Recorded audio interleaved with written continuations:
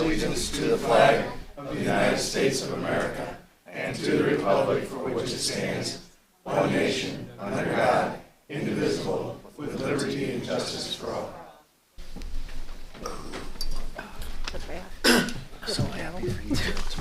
We do need a roll call. Yeah, me too.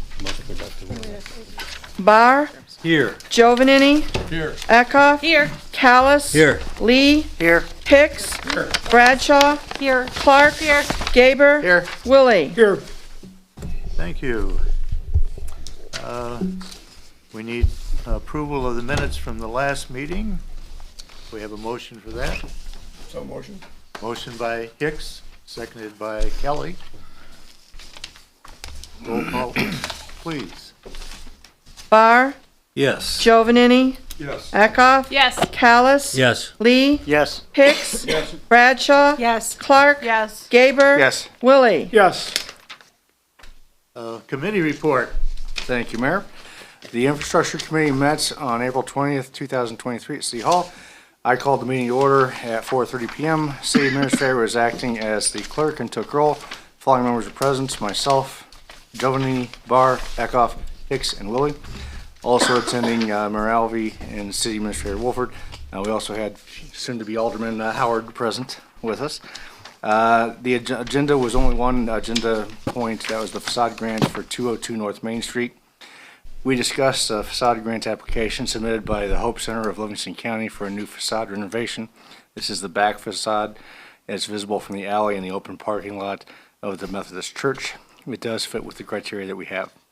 The committee noted two items in the quote that were not items eligible for the grant, one being for roof work, the other being for HVAC work. City Administrator Wolford advised this application was placed on hold earlier in the year and was factored into the grant budget. The consensus of the committee was to approve the grant up to the $50,000 limit or an amount not to exceed $100,000 total in the last 10-year period. The center had been given a previous grant within the last 10 years. That's the south wall.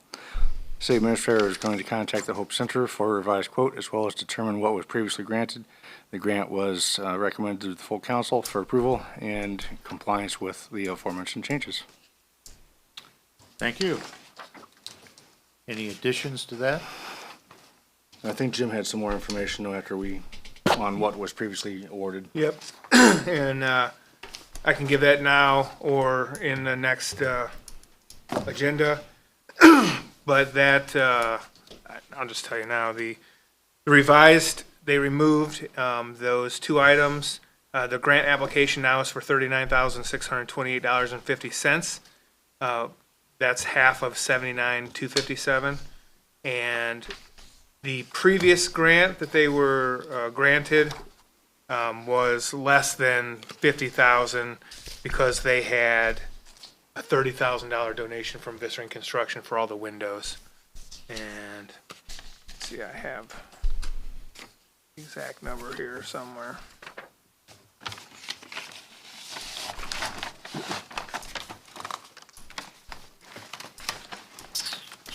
I think it's a separate sheet right there underneath. It's supposed to be right here, but it's not right here. I will find it. Okay. But it definitely was under. Oh, we can pick that up later. Yeah. If we need to. Moving on, it says mayor's comments on here. As you know, we're got some new council people coming in. And in case I didn't mention it earlier, you know, we had Sheila Pop retire after 42 years with the city. And we're losing a lot of our 40-year veterans here recently. So, and Paul Giordano is also retired from the Planning and Zoning Board. So we're losing a lot of experience, but we're gaining a lot of new, energetic people. So we're looking forward to that. City Council comments.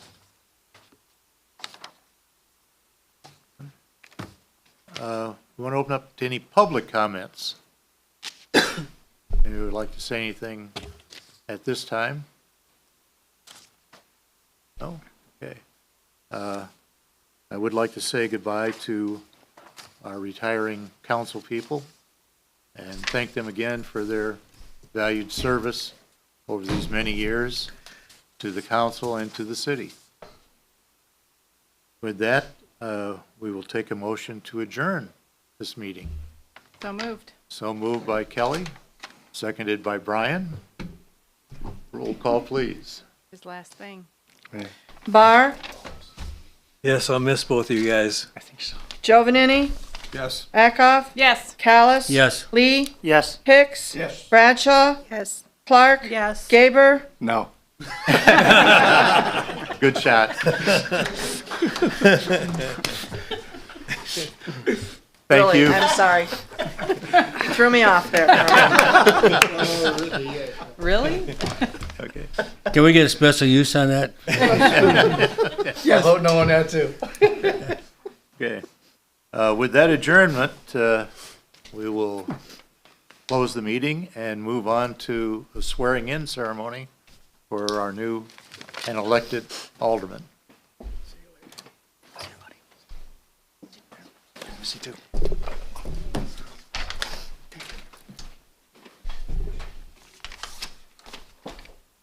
That would probably be a yes, Bill. Okay.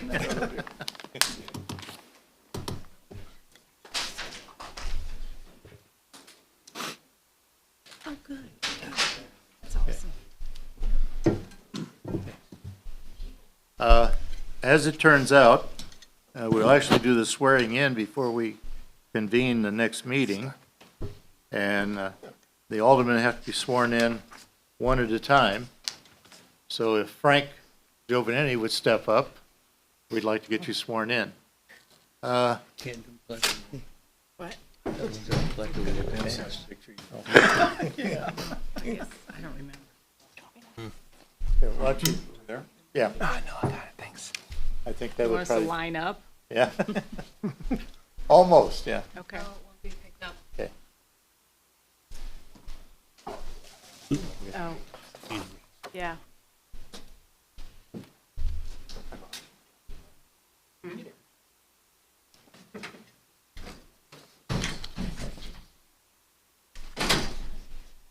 Gosh, Frank, you're moving really good, huh?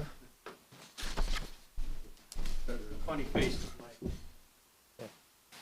I better put my glasses on or I might misread this. camera. I just repeat. Well,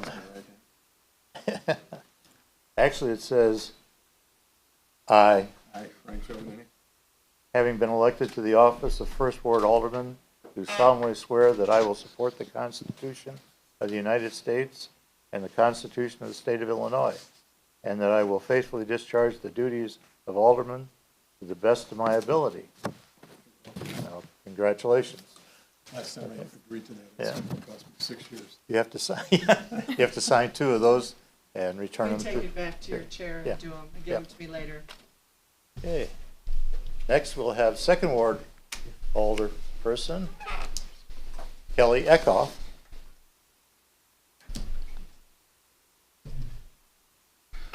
This is kind of old hat for Kelly because he's been doing this for several years and doing a few more days than me, actually, so, yeah. So, I, I, Kelly Eckhoff, having been elected to the office of Second Ward Alderman, do solemnly swear that I will support the Constitution of the United States and the Constitution of the State of Illinois, and I will faithfully discharge the duties of Alderman to the best of your ability. Congratulations. We appreciate it. And please sign those and return. Then Jerry Kauser. Jerry, step up here.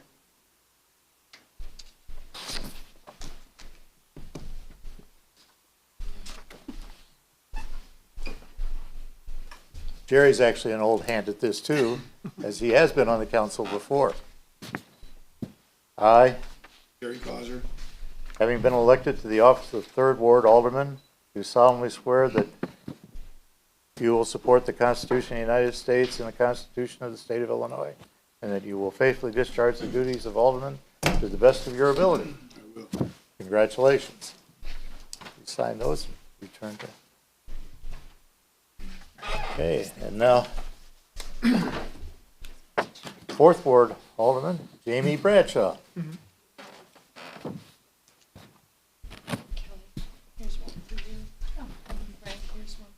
Hi. Okay. I, Amy Bradshaw.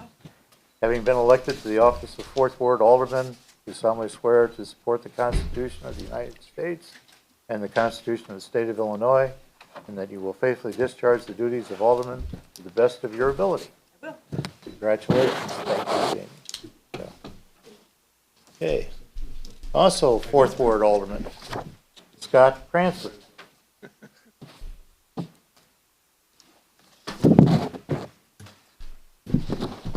Scott is a real newcomer. He hasn't been on this August body before, so I,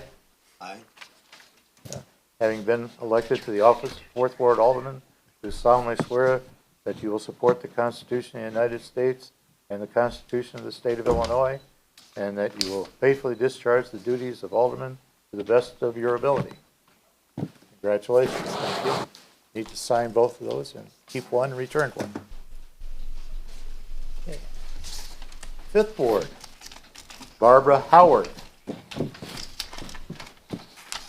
Barbara has been a regular at the council meetings for many years and has helped the city with just hundreds of tasks over the years. Okay, I, having been elected to the office of Fifth Ward Alderman, do solemnly swear to support the Constitution of the United States and the Constitution of the State of Illinois, and that you will faithfully discharge the duties of Alderman to the best of your ability. Thank you and congratulations. Here, like that. Okay.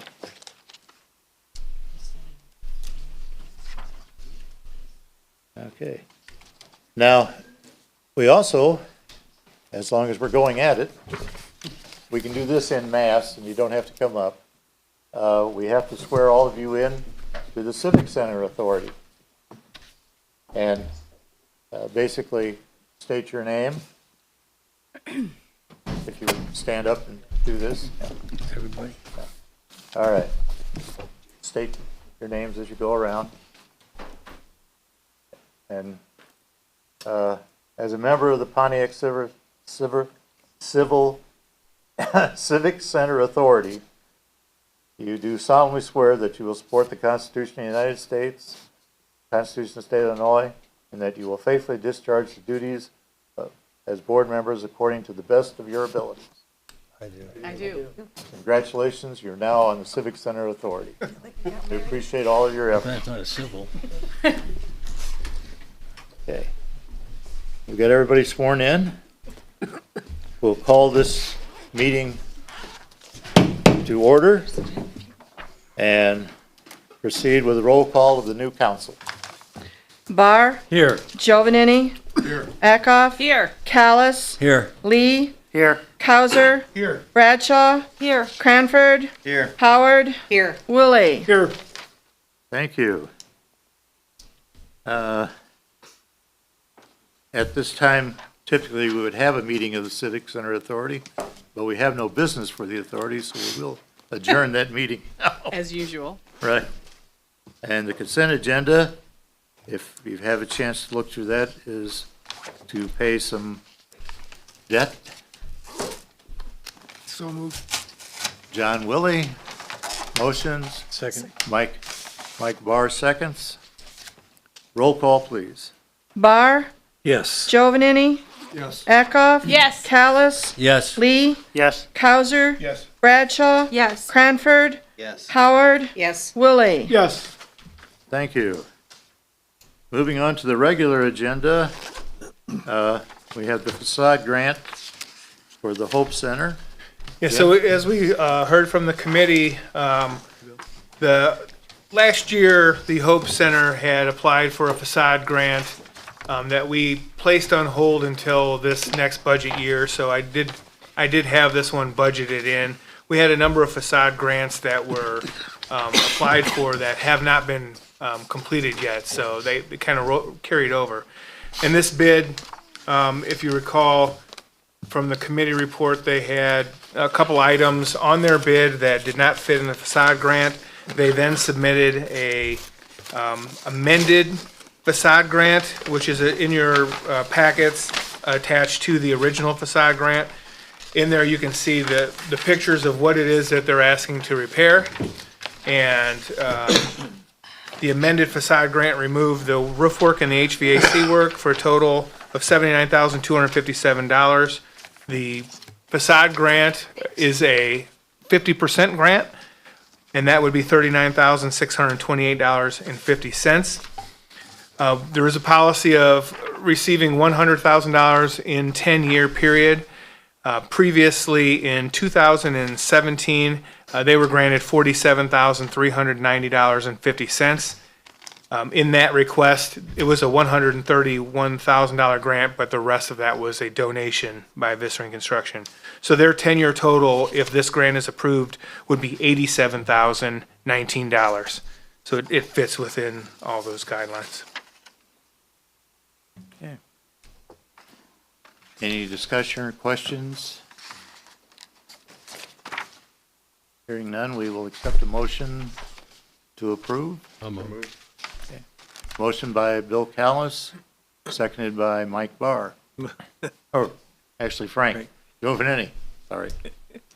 Didn't have my hearing aid in on that side. At your age, I can understand that.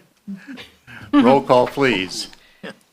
Giovanini, Yes. Eckhoff. Yes. Callis. Yes. Lee, Yes. Cowser. Yes. Bradshaw, Yes. Cranford, Yes. Howard, Yes. Willie, Yes. Barr. Yes. Thank you. Item B is the Even Glow Non-Emergency Transport Agreement. Chief, you want to address that for us?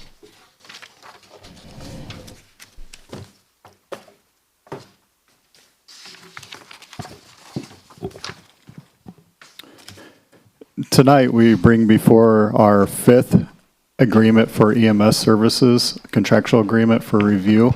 It's very similar to our other four agreements that we already have in place, and this agreement would allow for non-emergency transports for Even Glow at all three of their facilities. I have to give praise to Stephanie Kennedy. She kind of initiated these conversations with Even Glow a couple of weeks ago. They seemed very interested and wanted to meet with me for further detail of what type of service we can provide. I met with one of their representatives, I believe it was last week, laid out how we provide this service for other nursing homes in our area. They brought it to their administration, and the administration said that there was something they wanted to move forward with. So tonight I bring for you a very similar agreement that we have with the other nursing homes for approval.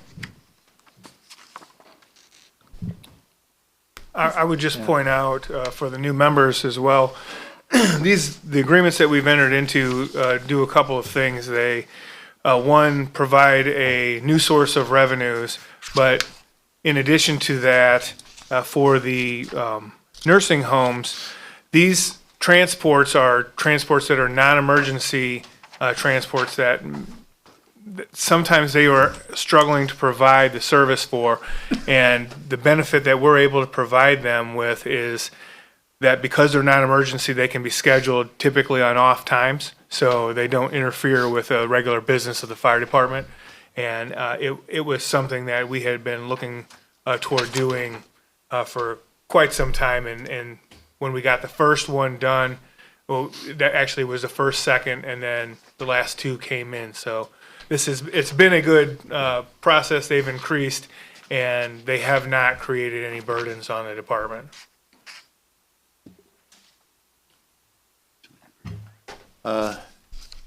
Any questions that we need to go into? Otherwise, we would look for a motion on proceeding. I move to accept this agreement. Motion by John Willie, seconded by Jason Lee. Roll call, please. Eckhoff, Yes. Callis, Yes. Lee, Yes. Cowser, Yes. Bradshaw, Yes. Cranford, Yes. Howard, Yes. Willie, Yes. Barr, Yes. Giovanini. Yes. Thank you, Council. Thank you. Bridge inspection. Brian's not here, is he? He's not, so Okay. I'm gonna field this as best I can. Okay. But we regularly are on a schedule with Farnsworth for bridge inspections, and this year is the year that they notified us to do a number of bridge inspections that are on the second page, or actually it's the third page of this agreement. Ladd Street, Indiana, Vermillion, over Heisner East and Vermillion over Heisner West, over the Vermillion River. Vermillion Street over the river, Mill Street, and over North Creek, which is the Main Street Bridge, and over the North Ditch, which is the Division Street Bridge. So this agreement, they would provide engineering, and our engineer would also be with them and do bridge inspections. I guess that's the best I can put it. They have to be done. Yeah, Yep. it's mandated, so we are in that point. On Indiana Avenue, is that fully in the city, or is that partially city, partially county? It would be ours, It's yeah. totally in the city. I would motion approval of the bridge inspection agreement with Farnsworth. Motion by Kelly, seconded by Bill Callis. Roll call, please. Callis, Yes. Lee, Yes. Causer, Yes. Bradshaw. Yes. Cranford, Yes. Howard, Yes. Willie, Yes. Barr, Yes. Giovanini, Yes. Eckhoff. Yes. Thank you. TIF agreement. So, yes, so we have a number of TIF things that need to be addressed this year. One is closing out TIF 3, which is needing to be done. We're also looking at TIF 2 and TIF 1 and whether or not we need maybe to remove some parcels or potentially add some parcels. PGAV has been our consultant for the TIF since the beginning of TIF. And this agreement is puts them back as our consultant on an hourly basis with a maximum of $10,000 over a 3-year period for any type of TIF projects that we may need within that time. And being that we do have some needs to do some things, this would be a good agreement for us to enter in. And again, like I said, their hourly rates are in here, and it's a maximum of the 10,000. And we had previously budgeted that for this coming year. Do we need to explain what TIF is for new members, maybe? Yeah, we can, and I'm not going to tell you that I'm an expert at it yet. So, but tax increment financing is essentially back in 1986 when the TIF districts were formed. What they did is they put a baseline on the property tax for these properties, and so the purpose of that was as redevelopment was going to occur, that the increment that happened from that baseline would go into the TIF district to be redistributed to that district for different projects. The facade grant is one of those things in the downtown that we use the TIF for. It also can be used for redevelopment projects with business. This body has typically used it for infrastructure, as well as providing that infrastructure and utilities to new coming businesses. So there's a number of uses that it can be used for, to include different things as well, park improvements. So I know there's been some improvements at the Hummiston Riverside Park that have been TIF as well. The new sidewalk that you see on Mill Street on just past the bridge, that was a TIF project as well as most of the road work in the downtown. And if you ever are very much interested in these things, then online on the city's website is a TIF map. You can see where the two TIF districts are that are currently in use. And so street work and infrastructure work that have happened in those are going to be typically TIF funded. So there was 2 extensions. One happened in 2010, and then we just had another extension in last year. So we have 11 more years of the TIF, now 10 and a half. And the way this works, at the end of the year, there's a joint review board of all the taxing bodies, that there's a meeting. We outline what we did in the TIF district for the year and what we plan on doing coming up. And so that that joint review board is essential, especially when you talk about extending a TIF life. They can either support that or they can oppose that, and because of what we've been doing with the TIF, they've been supportive. Now, this last TIF extension by the current legislation is the last extension that these TIFs can have. And we all know that the TIF has been a valuable asset for all these years. I think last I looked, we've put in around $40 million worth of redevelopment from those two TIFs. And we have projects that we want to continue to grow with over the next 11 years, so. Since we're talking about it, Tiff, I thought I'd just mention one last thing, if you don't mind.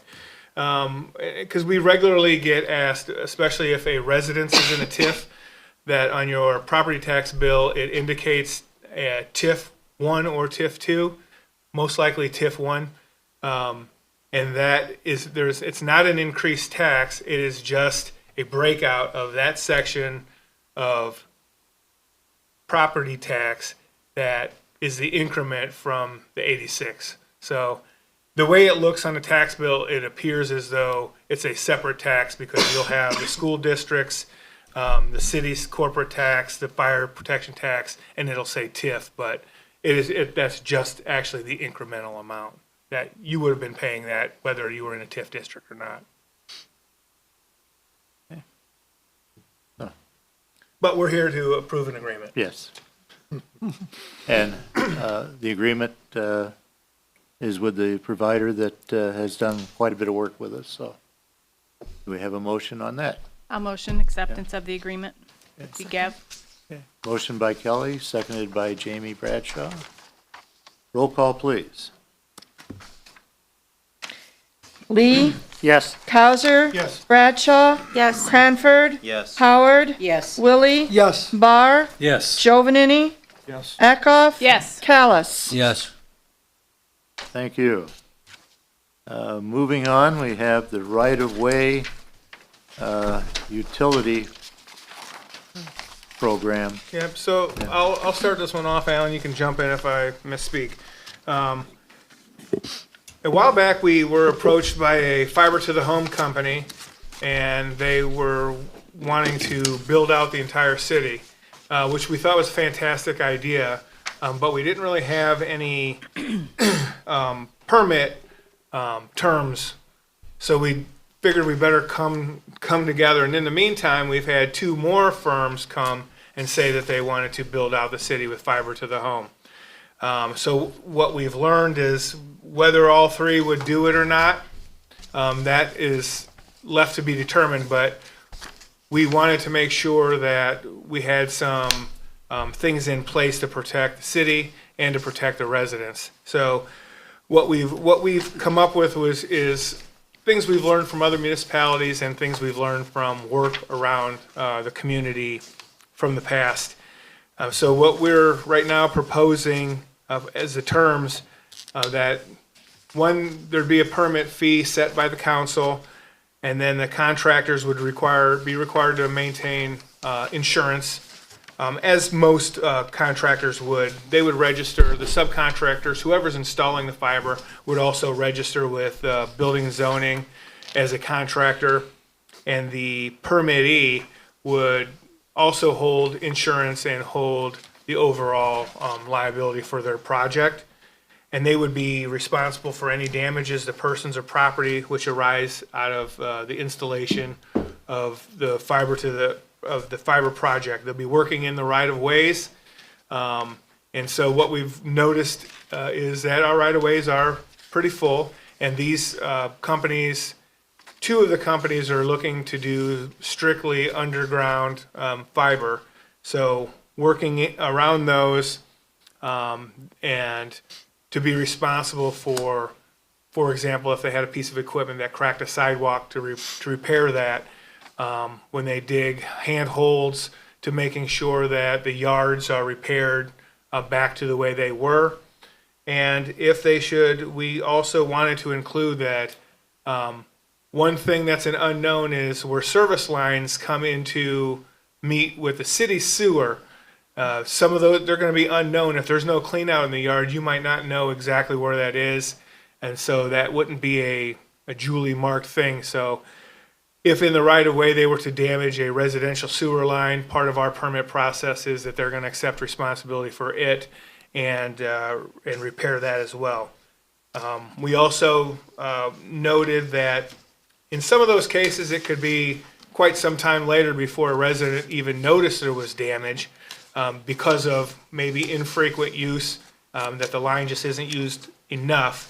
And so to have that, we asked for a security cash deposit of $20,000 to be held for within a year after the end of the project. And if that so the way that would work is if there was damage, we would notify them, they would fix it. That wouldn't affect the deposit. Where the deposit comes into play is if it's not addressed and we make a claim, then we can draw upon that $20,000 to have it repaired. And then our permit then calls for that $20,000 to be replenished back to $20,000, just in case something else were to happen.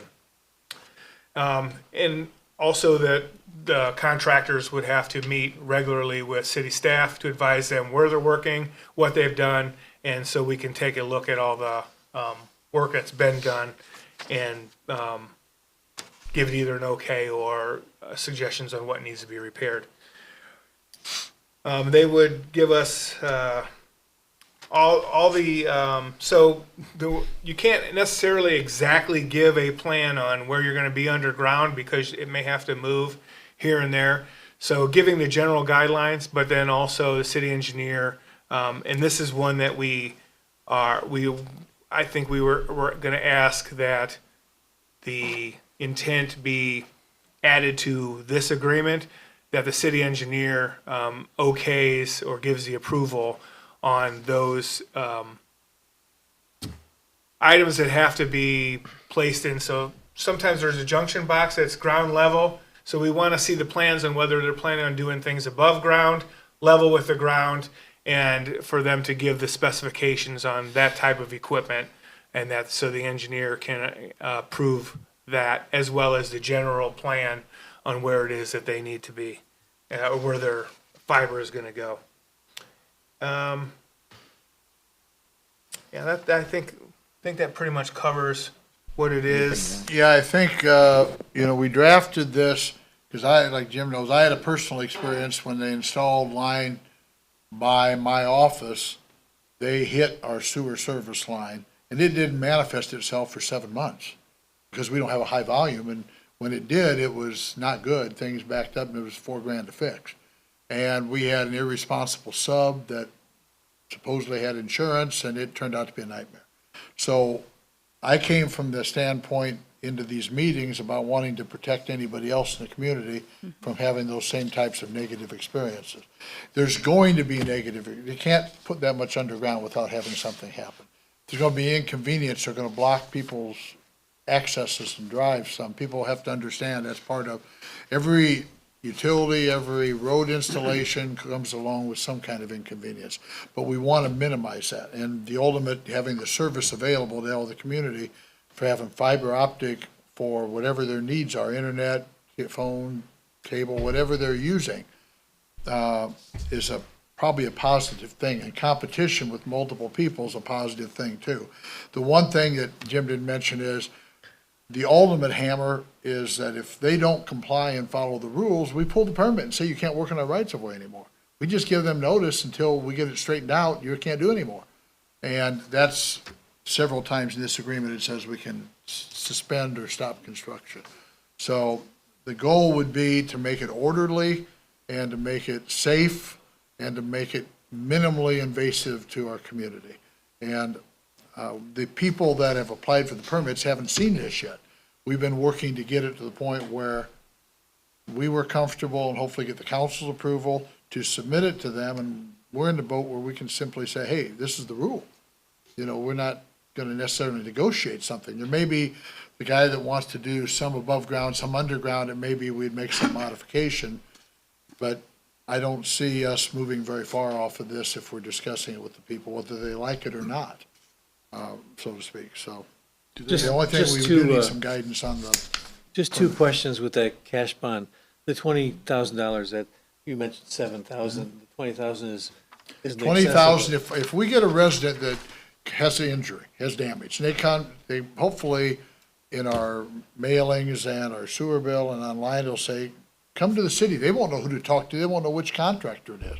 We have the plan, so we'll know who the contractors are. So we'll ask those contractors to fix it. There you go. And they give them a certain amount of time and try to get an agreement on fixing it. If they don't, then we would either, if the homeowner might fix it himself and present a bill to us, or we might contract to have it fixed and pay the bill. That's And then more than once we enough. do that, we notify them, we expended $5,000 of this fund. We need $5,000 more to bring it back to 20. Okay, I was just curious, is that enough? That is, the 20, because it's refundable, it should be. All right. I mean, you could argue that they might hit something bigger than that, but they're gonna have insurance, because we're requiring their insurance to name both the city as an additional insured and the certificate holders. But, there's some argument that they may claim they're not negligent in any way. That tends to be a requirement of negligence for a civil action. And we don't want a homeowner to have to take this to his private insurance or anything like that. Your example mentioned 7 months. Let's say it's a year and a half that something Well, shows up. a year and a half, they would still be within the statute of limitations, and we would have the insurance carrier.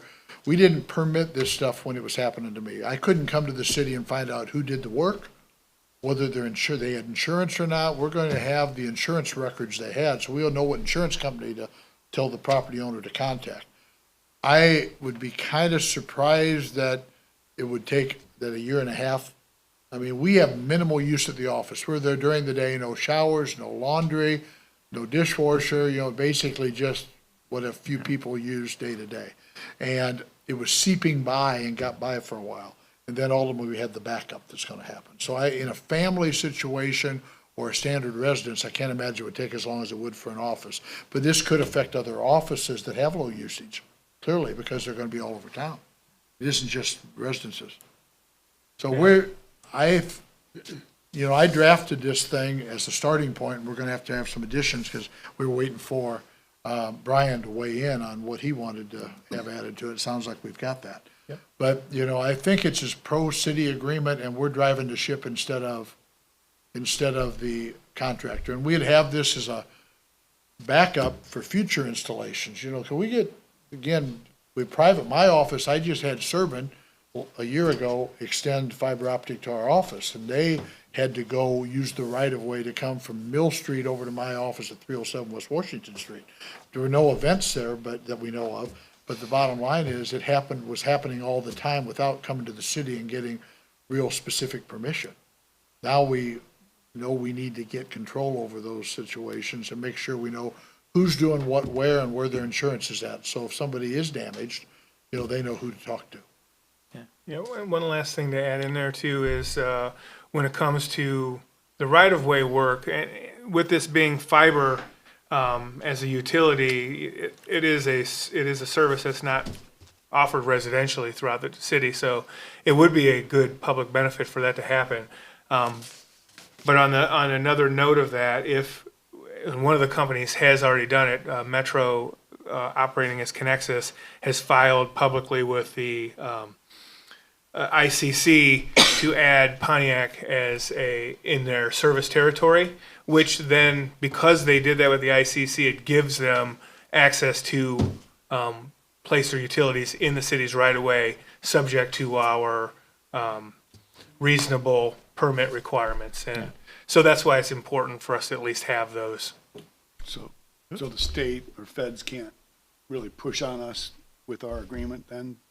They No, can as long as write it's us. reasonable, if We we have the were right to asking for regulate it $100,000, That's what I wanted. something, We have the something right to regulate. unreasonable, then We just want to cover our bases so that we don't end up funding this thing. And occasionally, we do run into a situation, Jerry, as you know, from years on the council, where we don't have any control.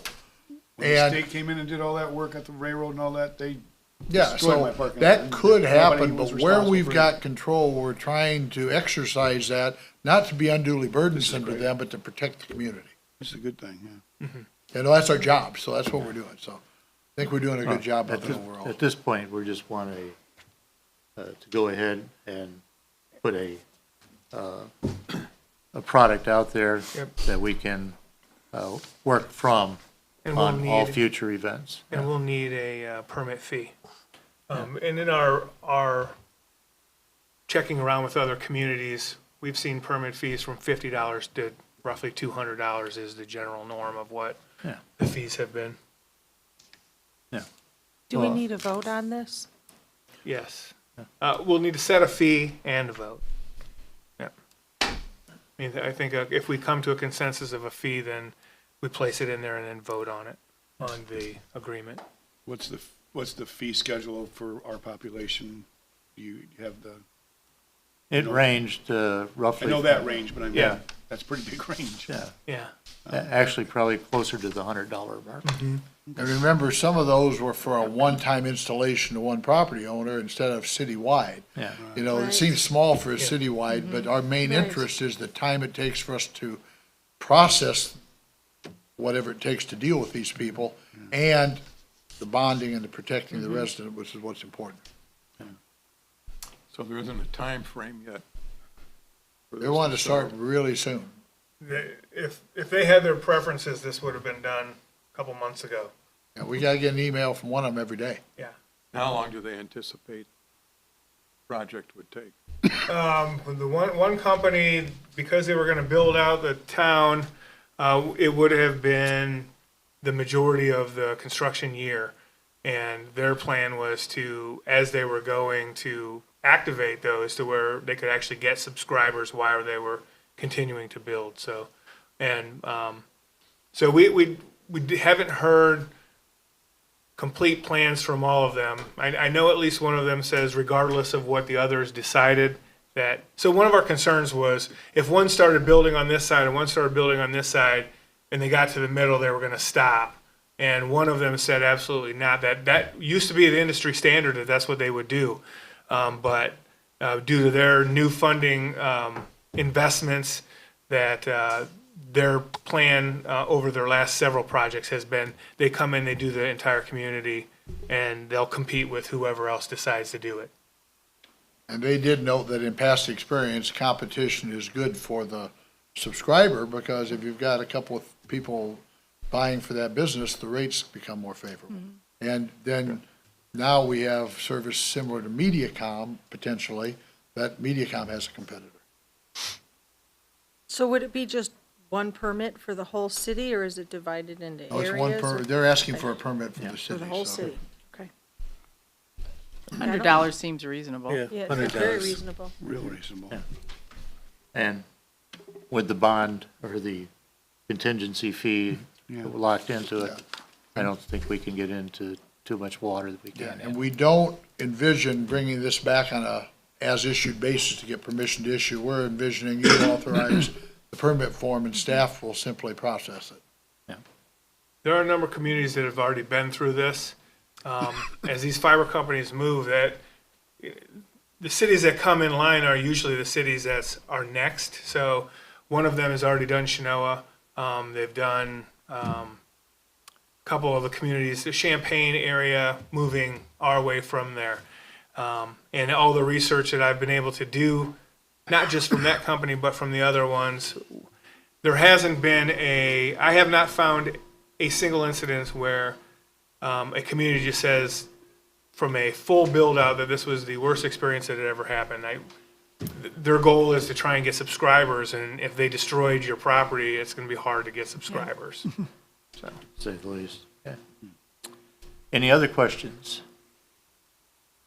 I think it's inevitable we're going to get more fiber optics, so I think the permit idea and fee are reasonable. So we would take a motion on that. I'll make a motion to approve the right-of-way Okay. permit Motion by Jamie with the $100 fee, with a $100 fee, yes. Six.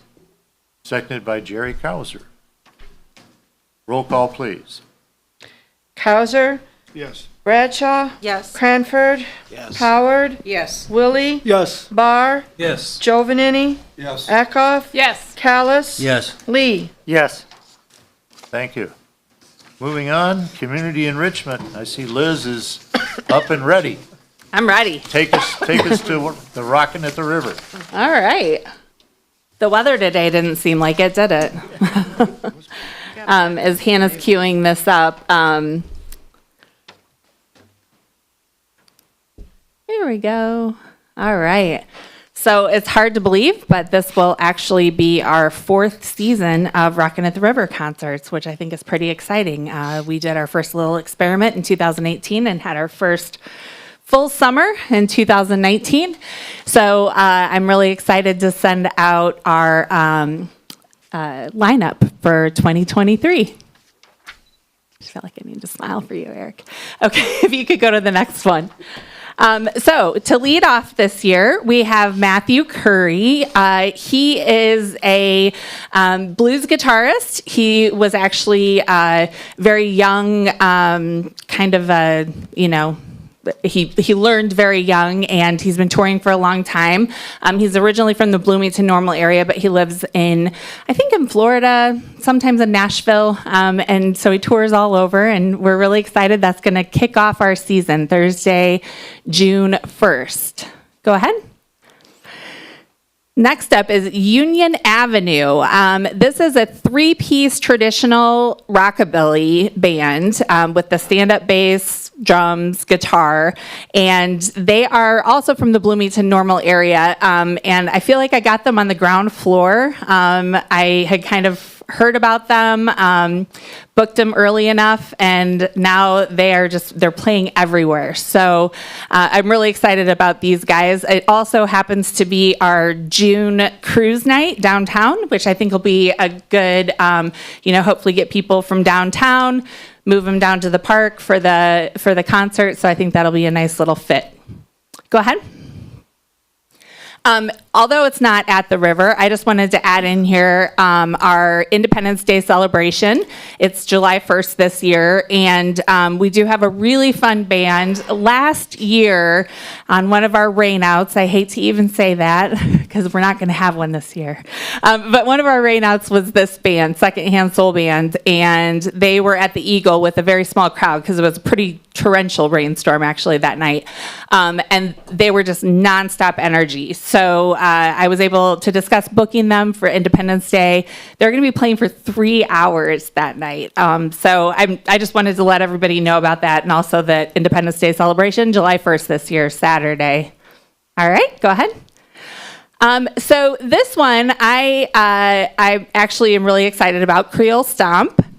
This gentleman here is from the far southern Illinois area, but he actually lived in Louisiana for a long time and became fluent in French when he lived down there. I really like that Zydeco, Creole, Cajun kind of music. You can see we got an accordion, we got the tin, I forget what, washboard. So anyway, that'll be a really fun night, Thursday, July 13th. This is our country band this year. We're calling the Wildflowers. I realize that this isn't the best slide, but I just wanted to point this out because they're actually from New York State, and we've been in contact trying to figure out a date for a while, and you can see where they're touring this year. We're only one of 2 Illinois dates. Other than that, they're all up and down the East Coast, through the Midwest, Iowa, Wisconsin. So that is going to be, that'll be a really fun night. She plays a lot of original music, and that'll be Saturday, August 12th. This one is exactly what it sounds like. Anybody have any ideas? Sergeant Sauerkraut's Polka Band. This is going to be a really fun concert. They are a polka band that plays Beatles music. Okay. I know. So I think that's going to be a lot of fun. They're really upbeat. I've seen a lot of the videos. They get people up dancing, and anyway, I think it's going to be a lot of fun. This particular band, Fox Crossing String Band, is an all-female bluegrass band, very traditional bluegrass band. They are from the Chicago area. They play all over festivals, and I thought this was a really good fit because that's the Friday of Thresherman's. So hopefully some people that are out there for Thresherman's will be interested to come in for a concert that evening and see these really talented ladies perform. And then our final concert of the year, the summer send-off. Rosie and the Rivets, we had play at Independence Day 2 years ago, and they're a really good fit for this. So that is our final cruise night of the year. We do that in conjunction with GTO Weekend, and then we have the final concert of the year as well. That will also be a 3-hour concert, so all the festivities for that evening will go from 5 to 9. So that is our summer lineup. Just a couple really quick updates on Rockin' at the River.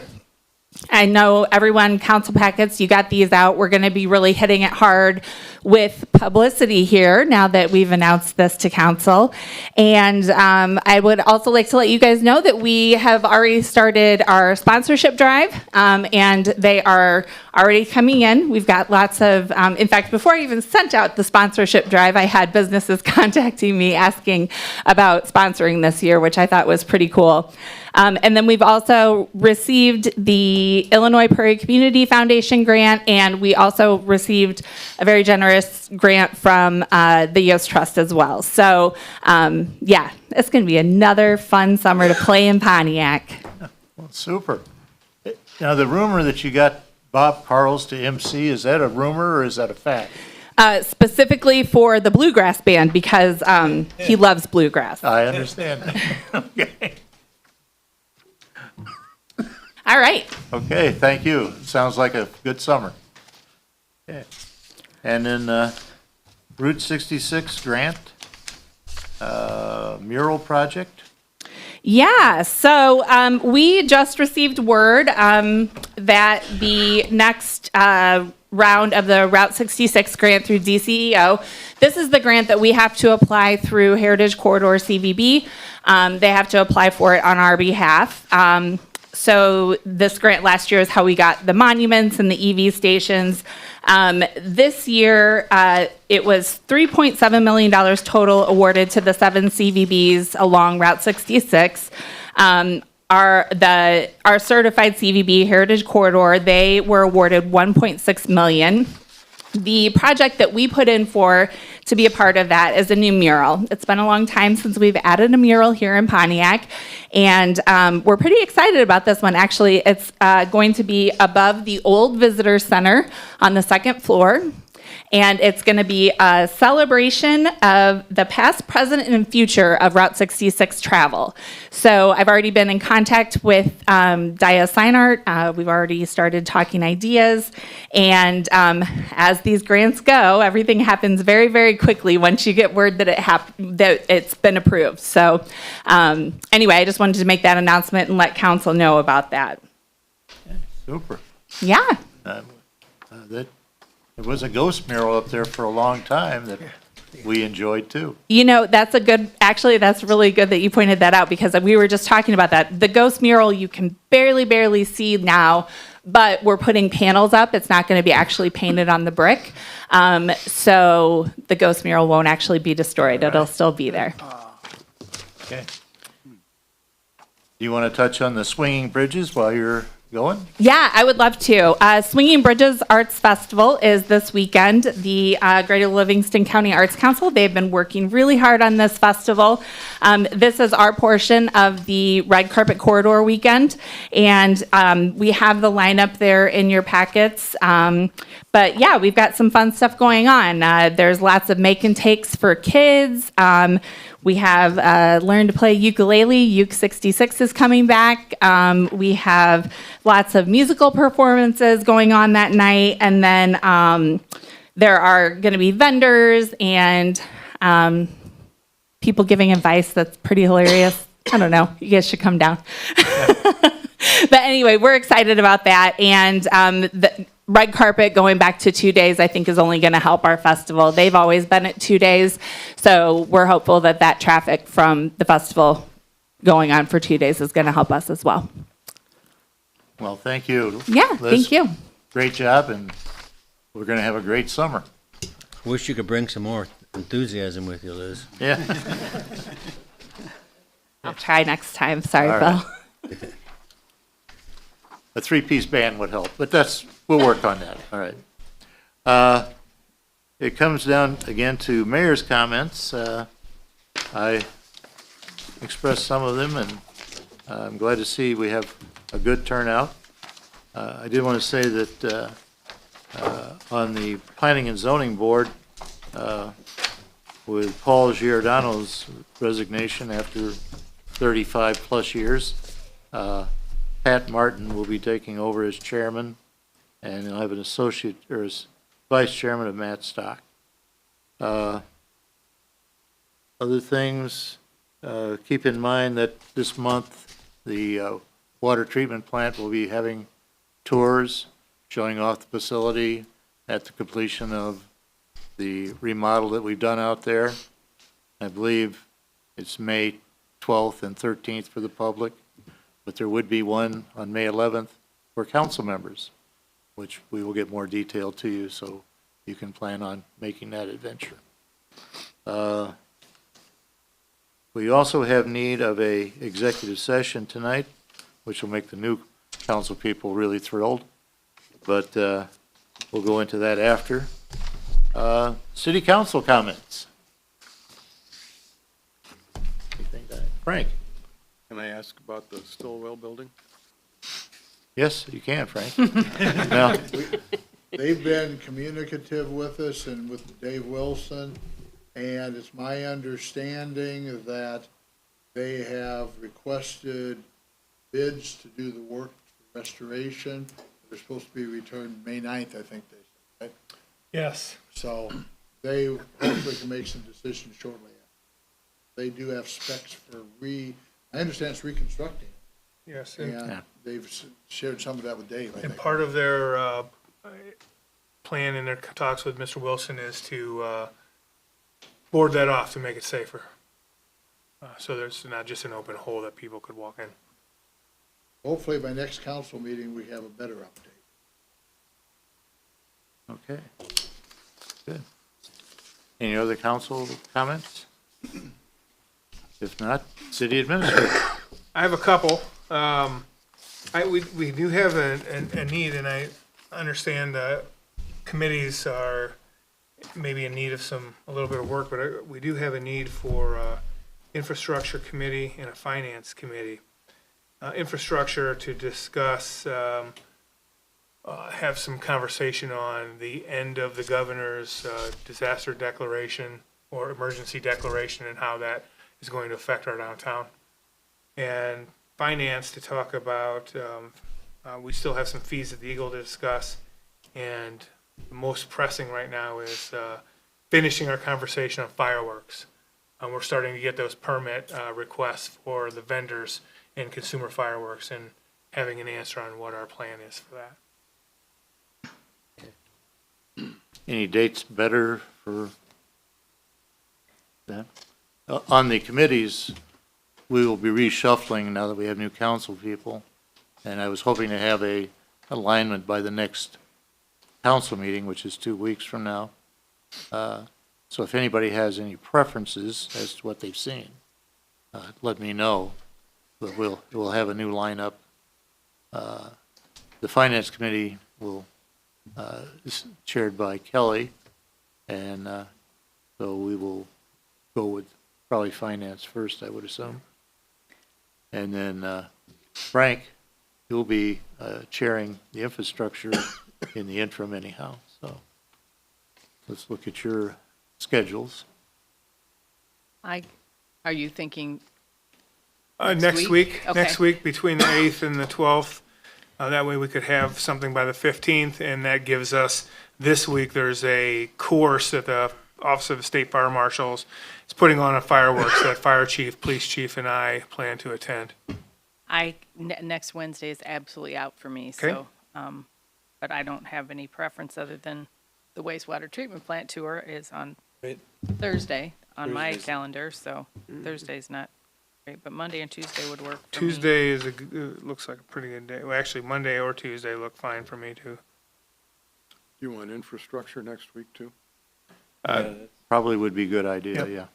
I'm good any day but the 8th. Okay. Finance, I am out of town all day till probably about 6, so it'd have to be after 6 for me for finance. On what day? All next week I'm out of Oh. town working. So 6 or after would probably work for me. Okay. I'll take any day if you want me on it. Okay. What about, how about if we were able to do finance at 6 and if we could do infrastructure at 5 on the 9th? Works for me. We can get them both done the same day? Yep. Okay. All right. You said 6 for finance, right? Yep, 6 finance and 5 infrastructure. And then my other comments, I just thought it's important to note in the city administrator circles and throughout municipalities, this year, one of the big focuses, besides ethics, is a large push on the return to civility in government and community.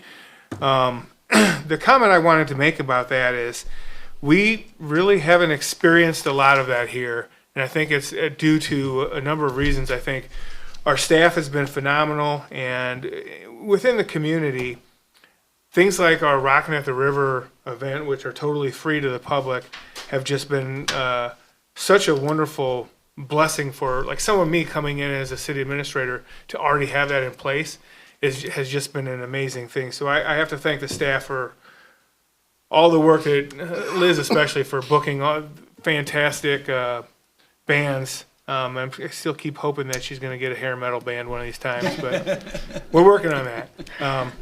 But for me, I thank the staff for all the work they do and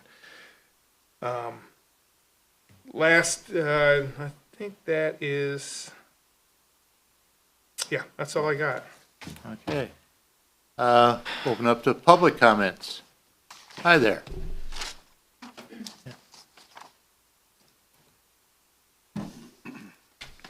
So I'd You like might to- want to bend the mic down to, Is that better? yeah.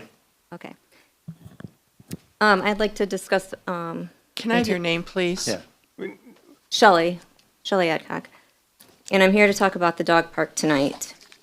The dog park gets a lot of traffic from the regulars to the people from out of town attending a baseball game, to the tourists. Last summer, we had 2 men from Europe that came to the dog park and stopped with their dogs to let them run and even bathe their dogs out at the dog park. The dog park was dedicated to Canine Officer Draco and his partner, Officer Casey Kohlheimer of Pontiac Police Department. My family is a police family also. Poster board 1. This is one of them.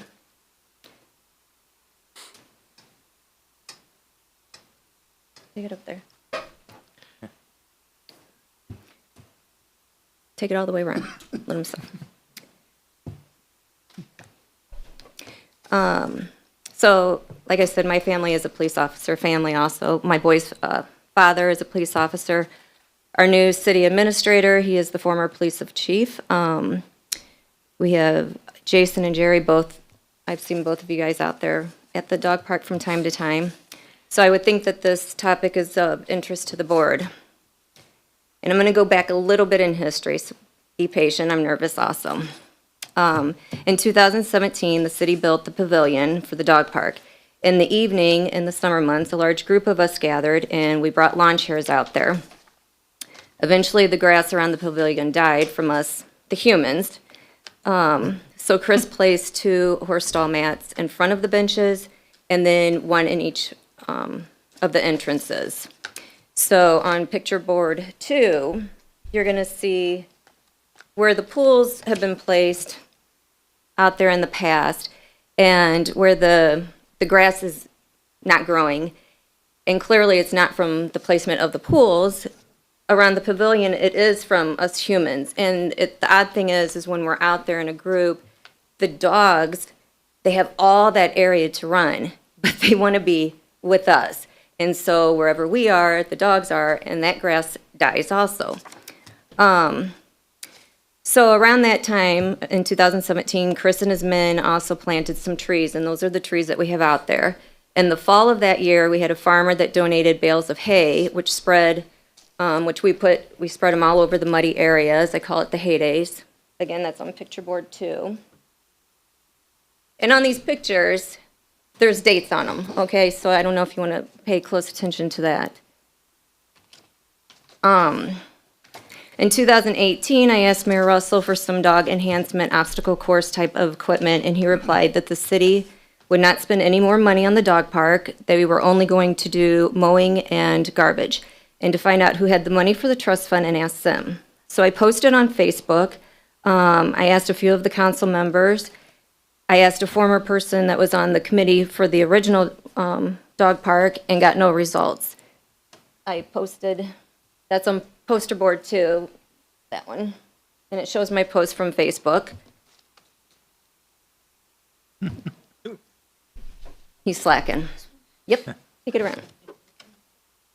On that, you're going to see the heydays, the Facebook post that I did.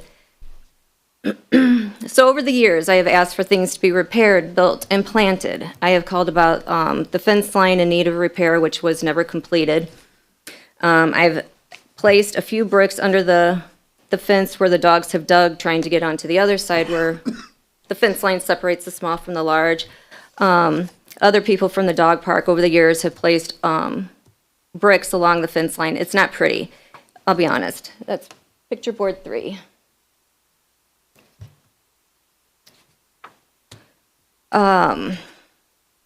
So I have also requested in the past shrubs or something similar to be planted that would continue to grow over the years, that would provide some kind of a wind barrier. The tarps have been placed on the fences to break the wind for the last 3 winters, and that's on poster board 2, that we just walked around. We've always removed the tarps in the spring. One of the regulars has. They try to reuse them each year and regarment them if they can be done. In the last fall, I requested that one of the 3 sheds that are uptown be brought out to the dog park so that we could use it for shelter in the winter. There's wind out there when there's no wind anywhere. It's just windy out there. I was told that they were working on this and that it would take time. I have asked for tennis balls from the high school. When they're no longer in use, instead of being thrown away, be brought out to the dog park. I was told this was a great idea, but nothing further. A regular patron for some time has been filling the holes in the grass that's dug by the dogs, and so that way no one, either 4-legged or human, trips and falls and gets seriously injured. Picture 3 again. A sign appeared on 4/23/23 saying personal belongings may be removed if left at the dog park. The pools were removed along with the tarps, the dog bowls, and some dog throw toys. All removed items are presumed to have been thrown away. The pools have been present since 2018, and that's picture board number 4. So every summer we have pools brought out.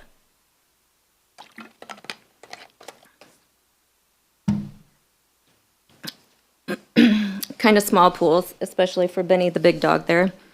So I was told when I inquired about this matter, about everything being removed, that that this type of behavior wouldn't have been allowed at any of the other parks, and that's why everything was taken. I'm here to say that that's not necessarily true, because after the pool was torn down, people on Facebook were extremely negative towards the city.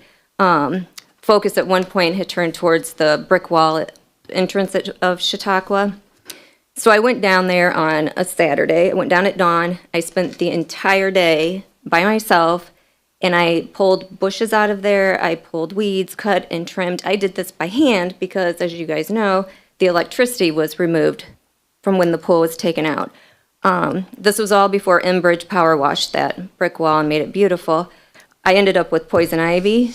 When I gathered the small group of ladies to help paint that banner that Chris brought down from the shed, I was the one who paid for that paint, the supplies, everything. I did that. The city did not do that. Around this same time, I had a family member whose mother had passed.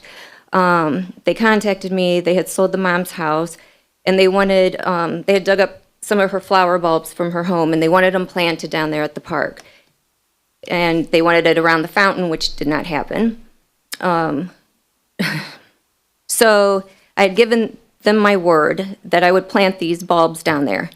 And I did. I planted them at the first light pole closest to the swinging bridge as you come into the entrance of Chautauqua Park, and I call it Betty's Garden. So yes, things have occurred at other parks. I don't think this group meant anything malicious. They did not mean any harm. I think honestly they were doing the best that they could with the resources that they had, given that the city had no interest of doing anything out at the park.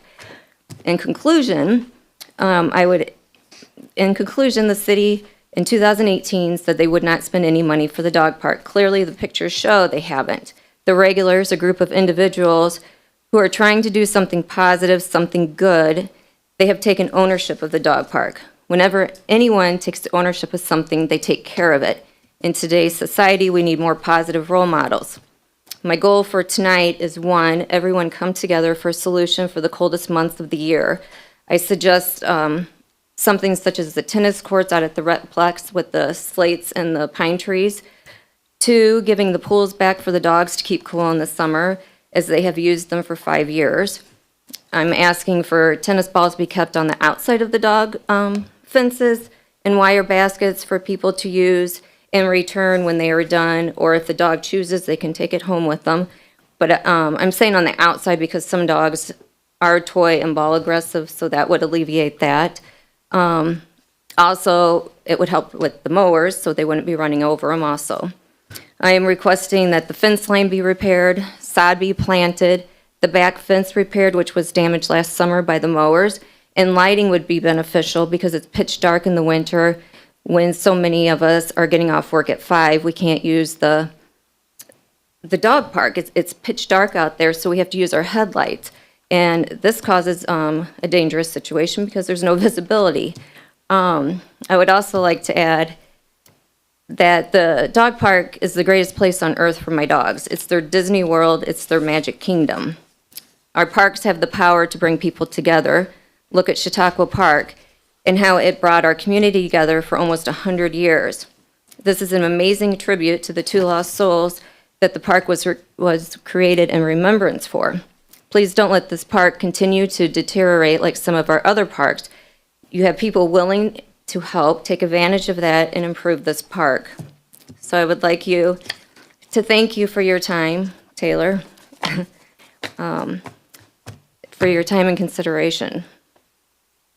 And Well, thank you for Did you your do all the presentation, and we your can take staff is quite good and takes direction well, and he doesn't have your enthusiasm, but he's going to get there. yes.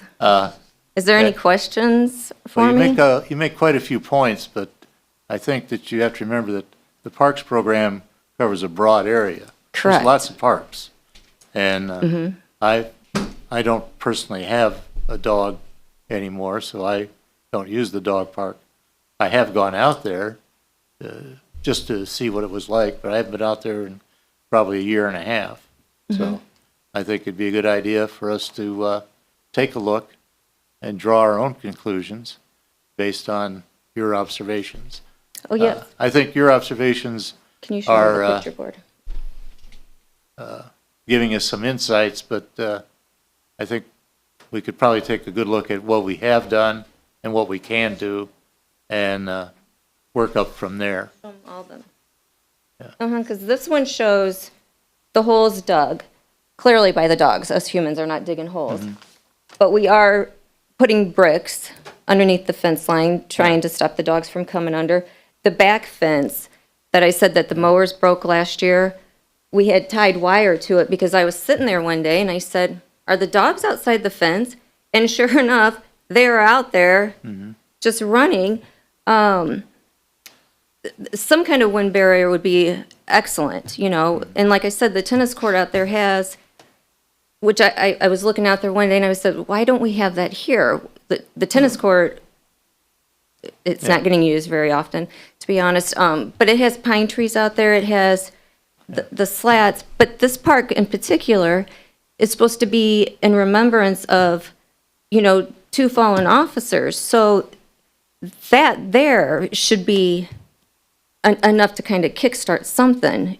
I think it's a shame just to let It kickstarted to have it, you know, and, you know, you seem to think that there's been no maintenance or anything.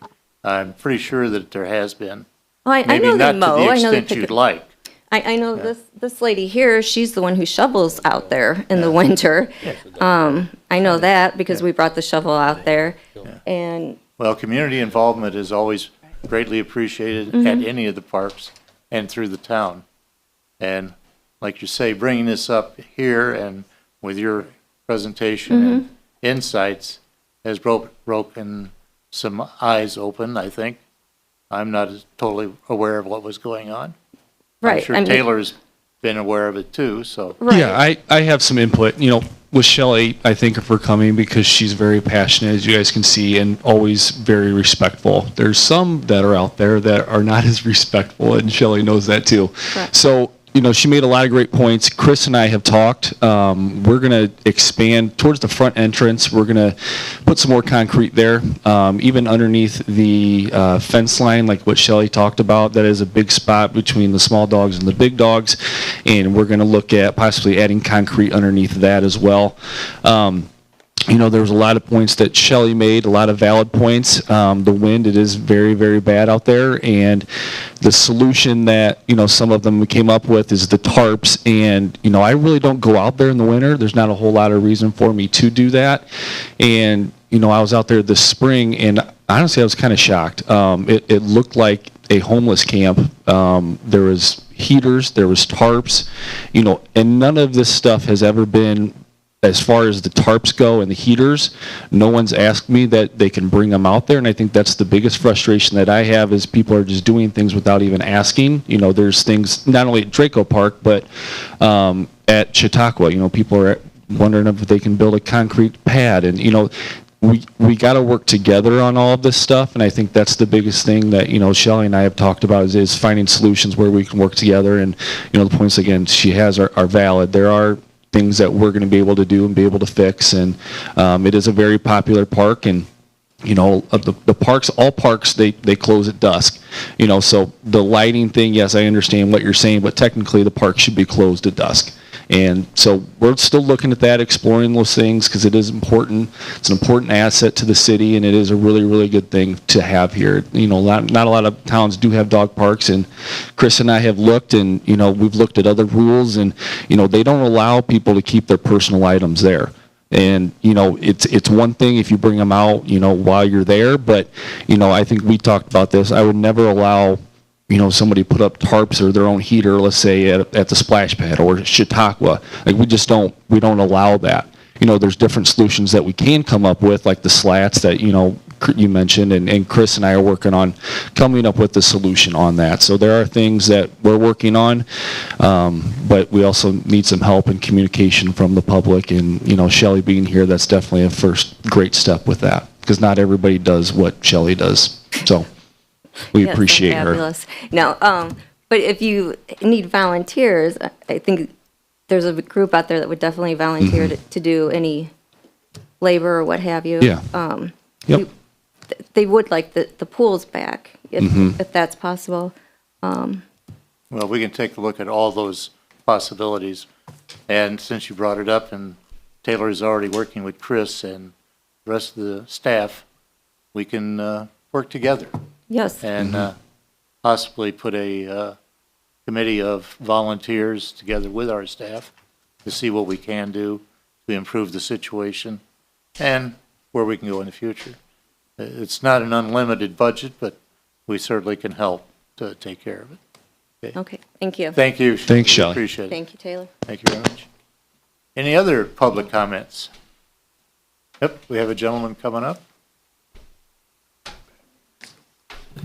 Joel Payne with the Vice President of the Hope Center of Livingston County, together tonight with our Executive Director, Sarah Brummett, who is here. I just want to say thank you for continuing to allow us to make our facade look wonderful, our building look wonderful. We wanted to stay downtown and wanted to keep it our center downtown. So thank you again for your confidence in what we do. And thank you for that confidence being shown tonight. Thank you. All right, thank you. As it turns out, we do have need for an executive session. So we will adjourn this meeting and go to executive session on personnel and property management. I need a motion to do that. Motion by Frank, seconded by Jason Lee. Roll call, please.